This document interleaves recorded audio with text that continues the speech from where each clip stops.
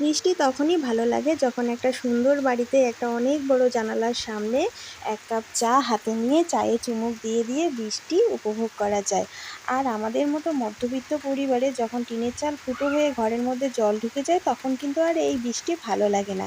তো সেরকমই একটা সুন্দর বৃষ্টির সকাল তোমাদের সাথে শেয়ার করছি। তো বাইরে ঝমঝম করে বৃষ্টি পড়ছে আর আমি এদিকে ঘরের ভিতরে মাছের ডিমের বড়া, আলু ভাজা আর ফুলকো ফুলকো লুচি করেছি।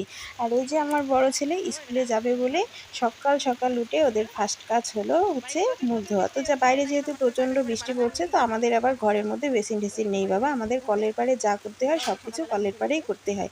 তো আমি যেহেতু বৃষ্টি পড়ছে তো কলের পাড় থেকে মোটরের পাইপটা এনে ওদেরকে বারান্দায় দিয়েছি, তো ওরা দুই ভাই মিলে বারান্দায় বসে বসে মুখ ধুচ্ছে। তো আমার না সকালটা একটু যুদ্ধের মতোই কেটে যায়। মানে এদের সাথে এদেরকে ঘুম থেকে তোলা, এদেরকে রেডি করানো, এদেরকে খাইয়ে দাইয়ে স্কুলে পাঠায় একটা যুদ্ধের মতোই বলা যায়। এই যে দেখতে পাচ্ছ ছোট ছেলে প্রচুর পরিমাণে নাচ করছে, মানে কিছুতেই কথা শুনছে না। তো ওর খেয়াল খুশি মতো নাচতে থাকে, গাইতে থাকে। তো যাই হোক, সকালবেলাটা অনেক যুদ্ধ কেন বললাম, কারণ সেই ভোর 4:30টার মধ্যে উঠতে হয়। উঠে ঘরের সব বাসি কাজ সেরে স্নান করে ঠাকুর পুজো দিয়ে 6টার আগে রান্নাবান্না কমপ্লিট করতে হয় কারণ ছেলেরা স্কুলে যায় 7টার দিকে। ওদের হচ্ছে মানে আমি ভাত খাইয়ে স্কুলে পাঠাই, তাতে কি হয় ওদের হচ্ছে পেটটা ভরা ভরা থাকে। তো ওরা যেহেতু 11:30টার দিকে আসে তাহলে আর ওদের খিদে পায় না, আর টিফিনে হালকা পাতলা খাওয়া দিলেই হয়ে যায়। বিট্টু যতটা শান্তশিষ্ট ছোটু হচ্ছে একদমই তার উল্টো। মানে বিট্টু যতটা শান্তশিষ্ট ছোটু তার দ্বিগুণ হচ্ছে চঞ্চল।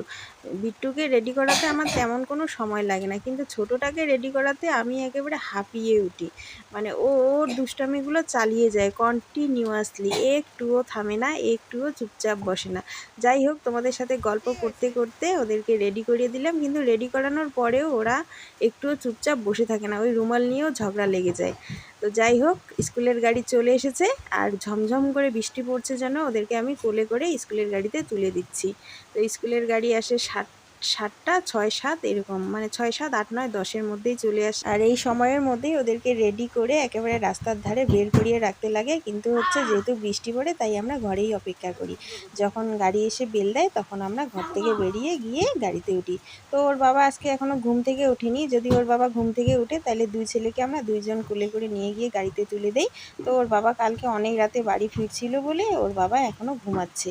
আর আমি দুই ছেলেকে স্কুলে পাঠিয়ে দিচ্ছি 4:30 থেকে 7টা অবধি আমার যুদ্ধের মাধ্যমেই সকালবেলাটা কেটে যায়।